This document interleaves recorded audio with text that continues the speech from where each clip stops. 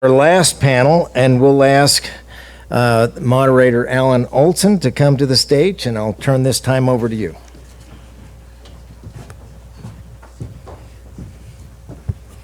Thank you. And we'll have Mitzi and Dorna.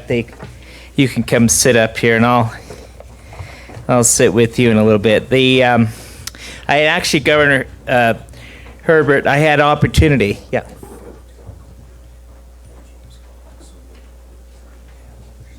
James Clark, come join us on the panel, please. It's wonderful. So wonderful to have you. So I want to leave in this Governor Herbert. We had met one time before at Don Lucas's house when his daughter came up and was introducing guests and was introducing the guests as though I was Governor Herbert. And that's how we met. Yeah. So, thank you. So, this next section is going to talk about the family office and legacy and things that are happening during the transition of wealth and estates. And it's a big area, and we have an excellent panel. And I'm so glad that James Clark can join us. And I personally know James, that he has done quite a few things in the Utah Valley and County. He's an Oxford graduate, and in addition to that, he's a very successful entrepreneur, but more importantly, he gives back very heavily to the community. And recently he took and assumed the role of the chairman of Utah Valley University, and it's very commendable. Where there's a need in the community, James is always there, and he's probably spending more time serving than anything else at this time, but he's very successful in everything he puts efforts into. We also have next to James is Mitzi Perdue. Mitzi is the heiress of her father started the Sheraton hotel chain, and I happen to have Mitzi on my show. And likewise, Mitzi doesn't want to be known for that. She also married an individual, Frank Perdue, and they were the largest poultry operation in the United States. And if that wasn't enough, philanthropy was also a big part of her life. And so she's behind quite a few causes, and one of which is she's running a $100 million campaign called Win This Fight Against Human Trafficking. And it's a very inspiring story. The people had cautioned Mitzi about, you need to be careful because of who you're trying to expose there. And Mitzi says, I don't care. I'm standing for my values. Mitzi's also a very accomplished author, and you can find several of her books on Amazon. And Dorna is next to Mitzi, and Dorna is a sports law attorney, and she's helped the clients to preserve their brand and legacy, and she's become an icon in the sports industry, so much that Dr. Julia Serving took her in-house, and she worked very closely with the issues around family issues and sports law. So I'm going to start off just in general as we go through this, talking first about leaving a legacy. And we'll start with a few questions, go through. I'm going to give Dorna the first question, then we'll go down the roll to James. And so the first question is this. So Dorna, today we're seeing the cancel culture movement and the woke racism and socialism. What's the best way to pass on values to the heirs without tearing the family apart or causing children to feel they're being controlled beyond the grave? It's a great question, actually. First, I'd like to thank everybody for sticking around. We know we're the last thing between your weekend and us talking, so appreciate the crowd.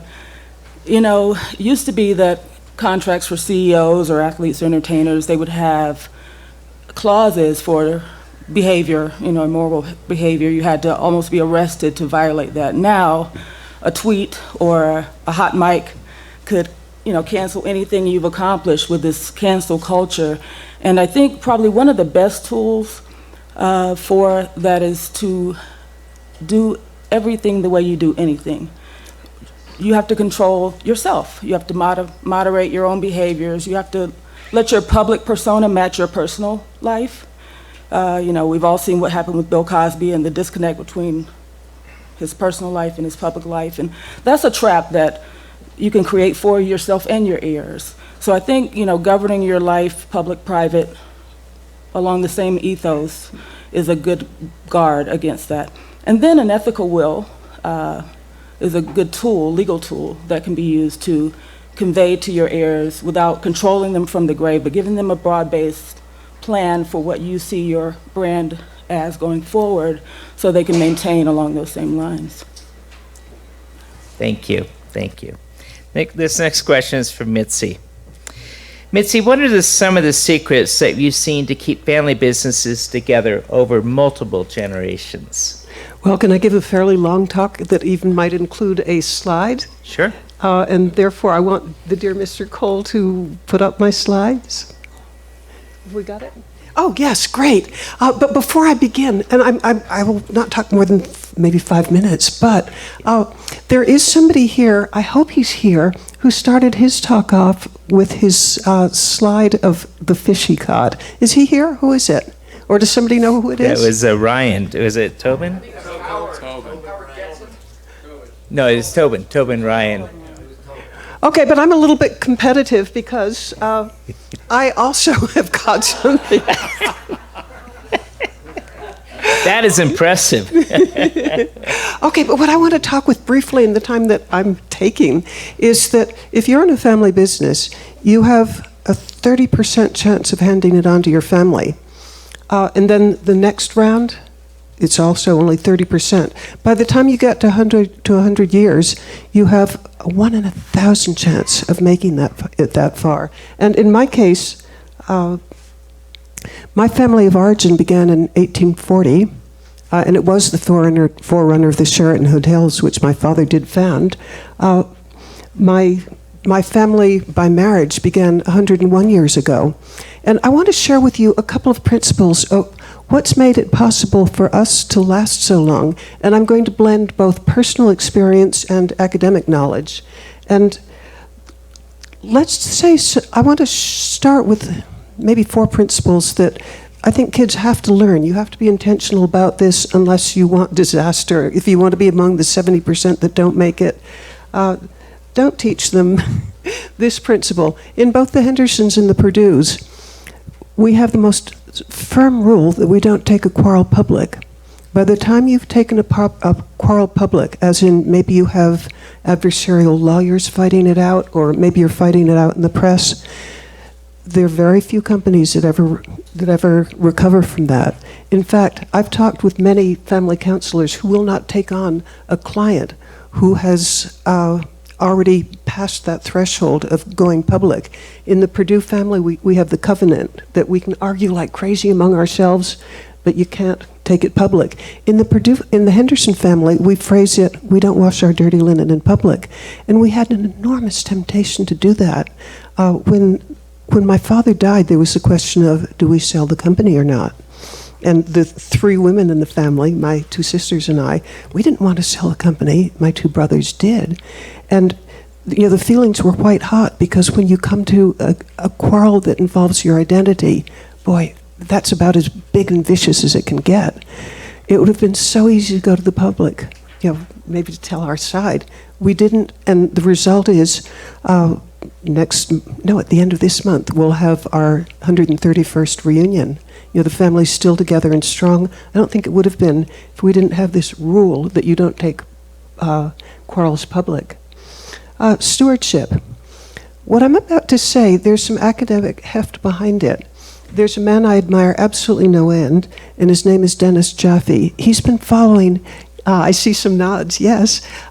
He's been following family businesses for 40 years, and he said that by the time you reach the 3rd generation, if you're not instilling in the kids a sense of stewardship, you're probably not going to make it.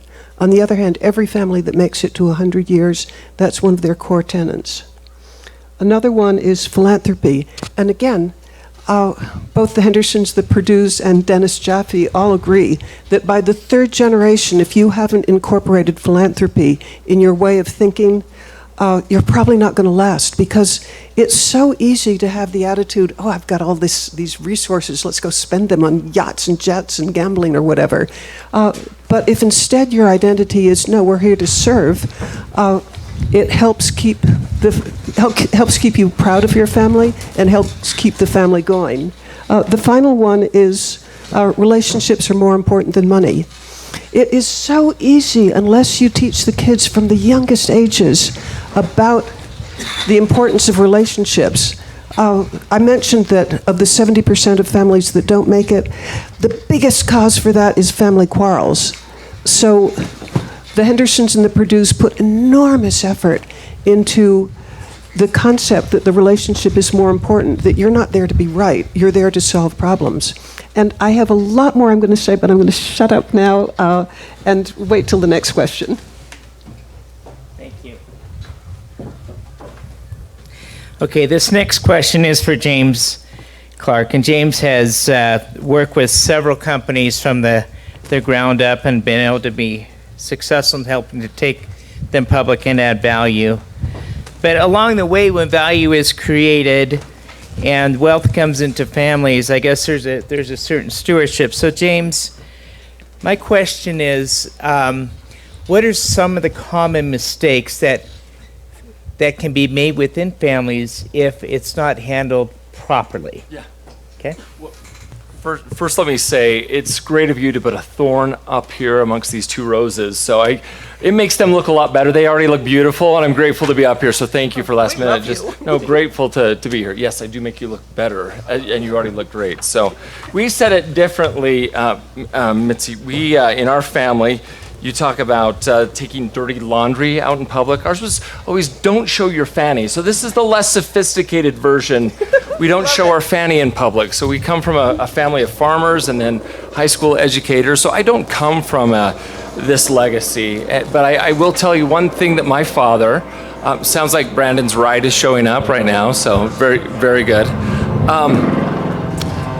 When I was growing up, I worked for my father. Can you hear me okay? You may not want to hear this story, right? Doing odd jobs, doing things around our home. I spent my summers working for him and on a farm that was nearby. I grew up just on the other side of these mountains in Rexburg, Idaho. Some of you may know Rexburg, Idaho. If you blink, you'll miss it. Small farming community. But every week, at the end of that week, he would write a check to me. And I think I averaged about $1.33 per hour as I was working for him as his own laborer. And in that memo section of the check, he would write, if I had done a good job, if I had been on time, if I had completed what he asked me to do, he would write the words labor and honor. The family crest that I saw every day as I came up the stairs at the top of our stairs read labor and honor. Now, if I had not done what I was supposed to do, if I was late, if I had not finished those jobs, if I had not done the chores that he asked, it simply read labor. And very quickly, I learned the importance of both labor and honor together. One without the other would not suffice. And that's the great lesson of my father, that it carries with us. And everything that we do philanthropically now as a family is buying through this Labor and Honor Foundation. My wife couldn't join us today, sadly. She's the better 9/10 of the Clark family. She's finishing up a degree right now. She's in her last 3 weeks at Columbia University, finishing a master's degree in nonprofit management. This is how seriously we in our family take this. And I'm watching and I'm reading and I'm a great student of the stewardships, of no public quarrels, of philanthropy as a family, and of course, that relationships matter the most. And that is, I think, those who follow this great counsel will be blessed through the generations, and we're grateful for people like you who've lived through this, multi-generations that are educating us for the first time, and hope our young children that are all teenagers are feeling this sense of stewardship and that we're able to lead by virtue of what we do every single day through labor and honor. Thank you, Alan. Thank you. All right. I'm going to ask one question one more question of Dorna, and often an athlete's brand is sold or licensed out. What can be done to ensure the brand holds true to the values held by the athlete? It's a great question. Can you hear me? If I can tell a little story, I have permission to share this from Julius. When I came on to work with Julius 12 years ago, he did not own any trademarks. He did not own any of his intellectual property that he had spent years building. He retired in '87. I came on in 2010. I will say that his previous attorney was featured on an episode of American Greed, so you can do the math there. I always say I'm probably the first attorney he's had that's not dead or in prison, so I take great honor in that. And I hope to die without going to prison. But I digress. When I came on, he didn't have any of his trademarks. He didn't own anything that he could license. He had to literally get up every day, go shake hands or kiss babies or whatever the job was to generate income, and that would leave nothing for his children if he were to, we always called it get hit by the bus rule. There was no legacy being created. So one of the first things I did is that we commissioned an artist to create a logo. We trademarked that logo, and then I set about trying to trademark the name Julius Dr. J. Irving. Well, I found out that there's a barbecue sauce named Dr. J. Makes no sense, but it was trademarked. There are many doctors and dentists with the trademark, but not the guy who flew to the rim. So after a couple of years of work, we were able to get it trademarked and then able to license it. To get to your actual question, we were able to monetize it at a multiple and sold 50% of the brand to a company out of New York called ABG, Authentic Brands Group, who also owns Elvis and Marilyn Monroe and Shaq and other notable Michael Jackson.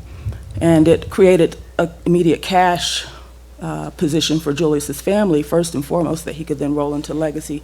But it also created a licensing machine that could be used on and on and on to be branded on products and what have you.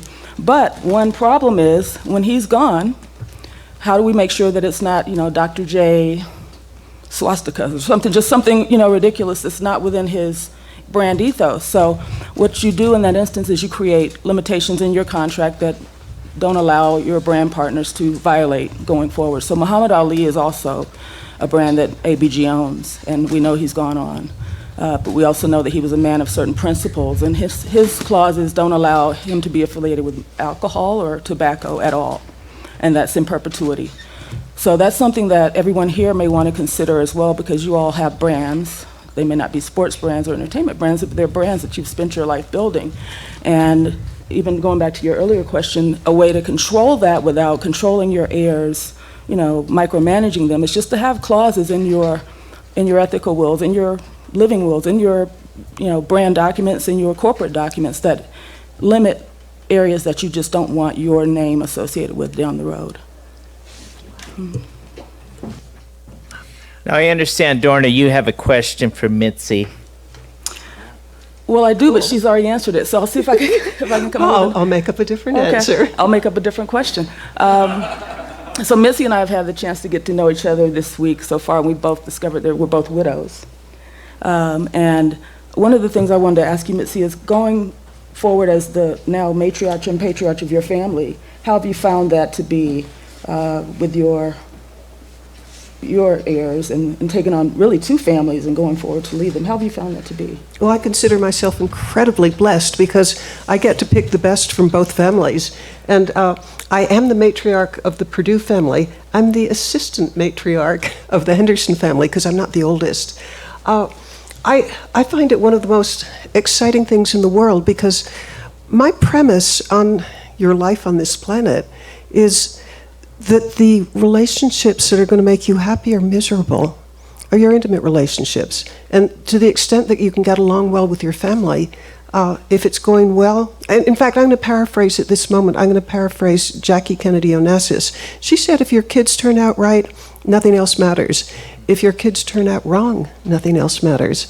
But I want to say, if your family turns out right, it's one of the best engines of happiness in the world. And I bet every one of you has experienced, I hope you haven't experienced, but at least seen families where they're at each other's throats. And that seems to me one of the greatest engines of misery. Well, if I can ask Cole again to put up my next slide. I'm going to just quickly show how you embed a culture that my premise is that if you leave it to accident, your family's probably going to blow up across the generations because there is all these centrifugal forces of greed and selfishness and so forth that it almost takes a very conscious effort. And here's one of the first things that we do. The Hendersons the Hendersons and the Perdues have endowed vacations. And again, I'm going to bet every one of you have seen the following. The wealth creator, matriarch or patriarch, the family's really doing pretty well until the wealth creator goes to his or her great reward. And then with the next generation, if they don't blow themselves up over arguing over the will, which I bet you've all seen happen a whole lot, but they don't. They're sort of bumbling along. But in maybe 3 or 4 years, maybe they only get together for holidays or a wedding. 7 or 8 years go by, maybe they only get together for a funeral. 10 years, the family's vanished. How do you prevent that? Well, the Hendersons, 50 years after we were established in 1840, in 1890, John Henderson persuaded his siblings to put money into it wasn't an endowed vacation at that point, it was an endowed Henderson estate dinner. But that's continued for 131 years, except it's grown to, it's now the family weekend. But the value of having an endowed time to get together, one of the biggest premises of what makes a family high functioning or not, and by the way, if anybody's taking notes, I can tell you a source for this, which is just, she's not well known enough. Her name is Robin Fivish, and she studies what makes families high functioning. The more you know your family's stories, we are the stories we tell ourselves. So you have to know your family's story if you're going to love and cherish this thing called your family. And one of the ways of having the family stories continued is through endowed vacations. And I'll mention one more. I've got dozens that I could. Nope, I think I'm going to stop at that. Let's see, we go backwards this way? Or how do we turn it off? Yeah, Cole, I don't want to go over my time too much. Thank you, Mitzi. I have this final question for James, and then I want to open up to the audience. So just quickly, James alluded to his wife, Andrea, who, if you can imagine a family, is it four young children? I mean, how old's the oldest, now, James? 18. Just 18, okay. So off to college. they're growing up, but in the midst of growing up, James very active in philanthropy, running businesses, but likewise, Andrea also plays significant roles in helping the university students and programs. And I would love you to share with the group how you find balance within the service and the family and then work. It's a great question. It's our constant quest. I remember when Meg Whitman, if you remember, former CEO of eBay, came to Utah on her final day as CEO, and I remember hearing her say while I was in the audience, she said, "Folks, I don't believe in balance. I'm married to a world-class surgeon, and he is the caregiver to my children by and large. There is no balance in our household, but there are trade-offs." And I thought that was a remarkable way of looking at things, that there are these great trade-offs, trading something of lesser value for something of greater value. And that sounds really great until your kids feel like they're the thing of lesser value and you have to go do something that is, related to your business or something else. So for us, it is the constant quest to make sure that our children feel that they are number one and that they participate in all of this, that they are stakeholders. In our family foundation, they are all stakeholders. We have an equal vote. There is no sort of vote that can sort of veto anyone else's vote or override their votes. They are indeed equal stakeholders with us. We feel like that's a way, in terms of our family giving and what we do is in our business. And it gets them excited about our business. We want to see success in these things because they are equal stakeholders with us. Thank you. At this time, we like to open for questions from the audience. Okay.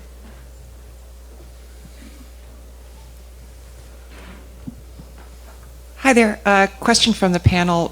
What do you do when there really is only one person driving the wealth of the family? I'm thinking in your case, Dorna, if it's, someone who's prominent in the entertainment industry, a prominent athlete, they probably have a set of, skills, or they've had a certain pattern of success that perhaps those around them have not had.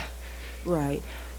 One thing that I do with my clients is we create trust. We put things into trust so that, and you all know how those work, so that it's not limited to just that estate and the heirs and whatever their skill set may be, so that can be managed through a qualified trustee that's well-versed in licensing and sports and entertainment and knows how to go and continue to get deals. If you look at like the Michael Jackson estate, for example, that's a good example where obviously no one in his family can sing and dance like he could, but they've been able to do deals that Michael never even knew it could exist, video games and slot machines and things like that. So that's really the tool I use. I'm based in Georgia. Every state is different. But I would also add to that, mentioning earlier the clauses, Michael Jackson probably doesn't like that there's a slot machine with his brand on it, but he didn't protect himself from that. So that's one tool that we use, though, is trust. And the ethical will. If your family, abides by the terms of an ethical will and they stick to your ethos, if they don't quarrel, and they keep the honor and all of the things we talked about, if that all comes together, it can preserve it, but it has to be managed very well so that money, because like you said, the next generation may not earn in the same way. It may be a flash in the pan, and that happens a lot. So that money has to be invested well. There has to be a lot of tax planning, and that, just as an aside, we should all be keeping our eyes on the presumptive changes to the estate and tax legislation that's out there. Make sure you get with your people, but towards the end of the year, if you need to adjust things to guard against that if that passes. And all of that together, I think, has been successful. Thank you. Next question. And then. First off, thank you to each of the panelists for your valuable perspectives. It's really refreshing to be thinking forward instead of looking backwards. My question is, at what age do you recommend getting your children involved in the planning process around their soon-to-be inherited wealth? Oh, can I answer that? This when I moved into the Perdue family, their idea was, and we're talking 1988, the idea of the ones who were maybe parents of kids who were 12, 14, 15, they did everything they possibly could to keep it secret that these kids were really, really well off. The kids actually had no idea. I told them the Henderson attitude, which is prepare them from the youngest possible age, like maybe when you're still in the high chair, because if you suddenly thrust on them all sorts of responsibility, it's a shock to their system. I would like them to be like inoculated to the fact of who they are and what they're going to deal with from the youngest age, because there's so much you need to know about the role that you're going to play as you get older. So in the Perdue family, I instituted something called the children's newsletter. I'm guessing that a lot of families have adult newsletters, but we have newsletters they're aimed from age 4 to maybe age 14, 15, 16. And in those, we tell stories about the family and why it's important and things like why being frugal is a great idea. And I wish I had 5 hours to share with you, but I don't. We're going to have Mitzi back in the future. Okay, so next question. Scott? And I think, how are we doing on time here, Scott? We'll do one more question after this. That'll be fine. Okay. Probably more for Dorna and Mitzi, this question, but relative to passing on wealth to our children. We don't want to take away the struggle, and we don't want to have rules or conditions that may come across or be interpreted as unfair. But I've often said, and I have 2 of them here, so oh boy, my love is unconditional, but my gifts have conditions.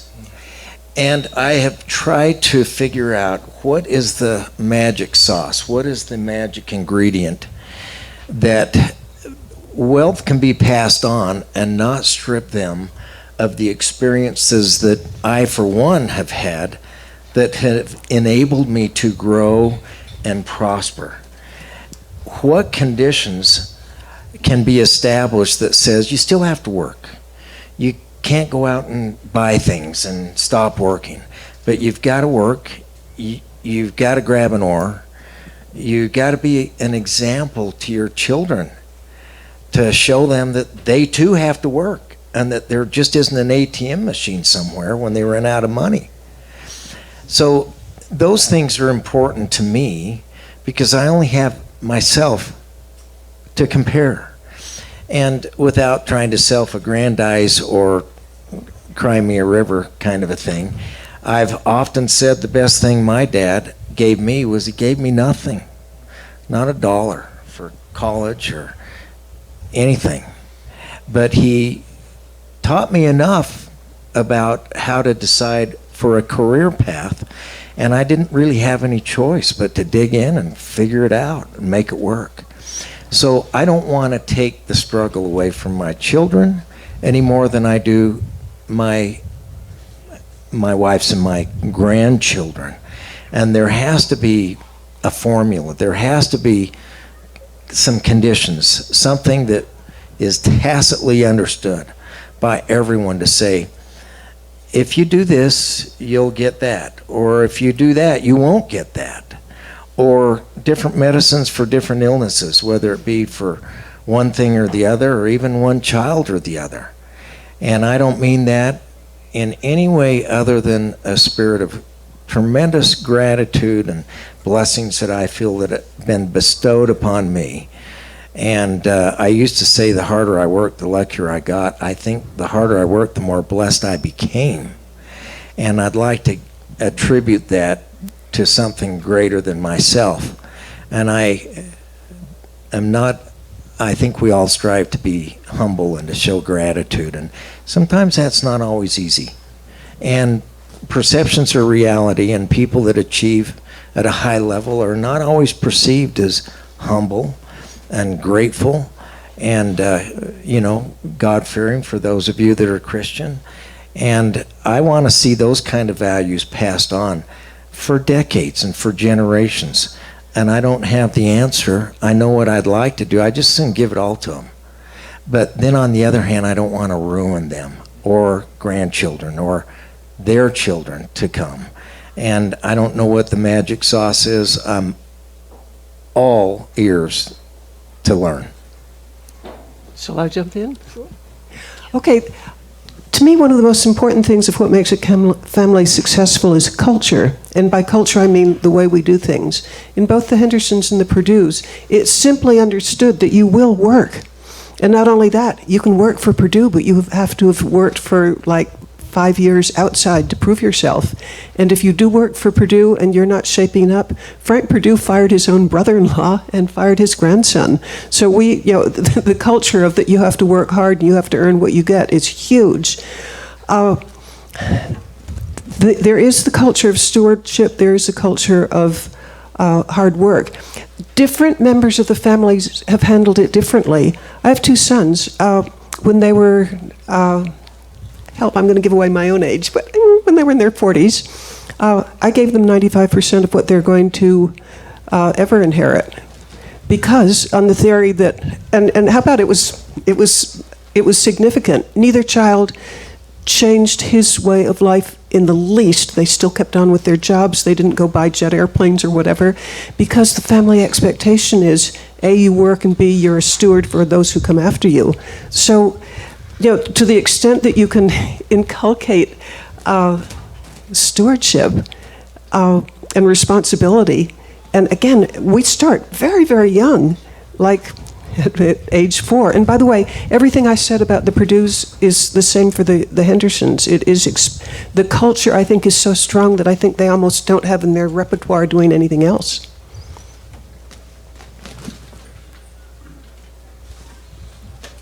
I can add just,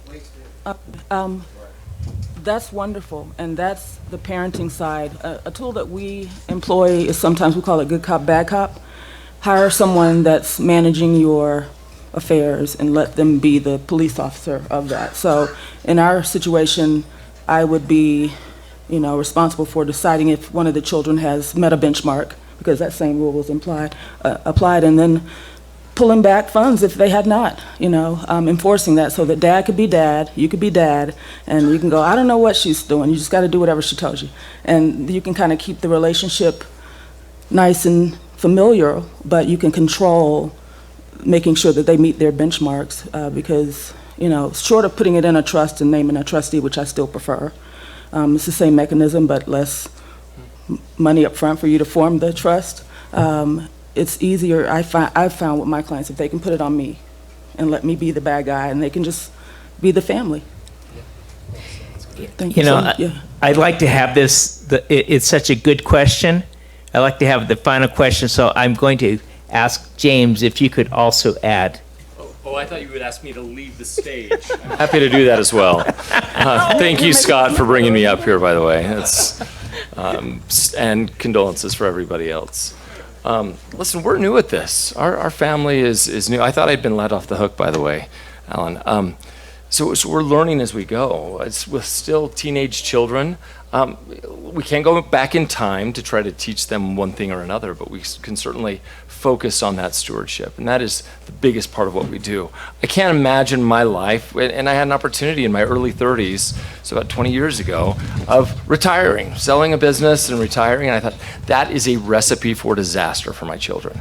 And as best as I can make out, I've watched several friends go through this, or friends in their 30s say, I've retired.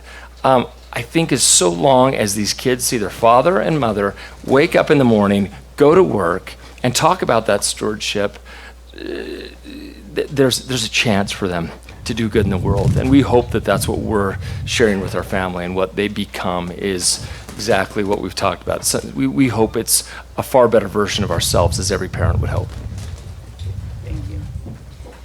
Well said. So I'd like to thank you for all being here today, and I turn the time back to, is it Scott and Justin, or? Yeah, it's Justin. He's sleeping in the back. Justin, come on up here. Thank you. Wonderful.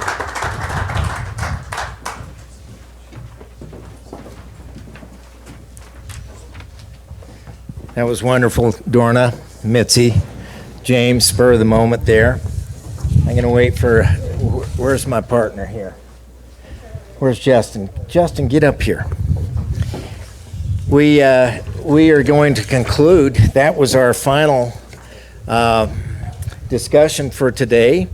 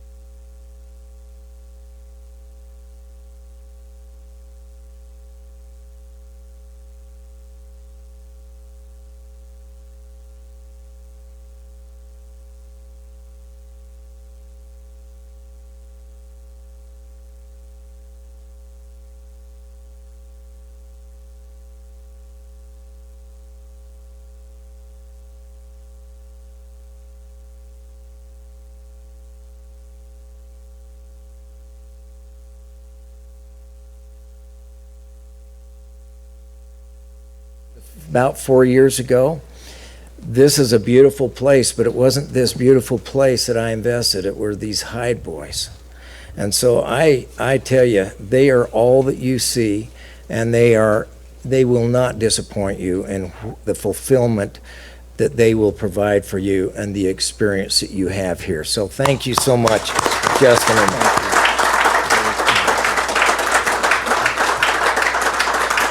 I hope you've enjoyed the food with our top-notch chefs and celebrity chef Bo Mack and Christian and Johnny and all those others that were in the staff, and all of the staff that have been here to provide this high level of service. Some of you might have to go home and go on a diet, as I was reminded by our own Utah governor that was so rude to point that out to me, but I will immediately take note. So anyway, I hope a few of you caught a fish. I hope some of you played under par golf. I hope that some of you will recover from any injuries. Jen, how's Jen doing, Bob? She sprung her ankle. Sprang. So here, you know what I don't. No. Yeah. Okay. So anyway, we wish her well and hope that everybody goes home feeling better about this, and that you leave edified and uplifted, and hope that you'll return again and enjoy this beautiful place of Teton Springs and all that the Bronze Buffalo Sporting Club has to offer you and your families. We love you. Thank you. Thank you for your attendance. Justin, you say something? All I can say is let's give all of our participants, staff, and especially Scott Keller one last round of applause here. We do love you, and we're very grateful to have spent the week with you. We look forward to the next time we can come out and share some experiences together. But safe travels. We love you, and thanks for investing the time.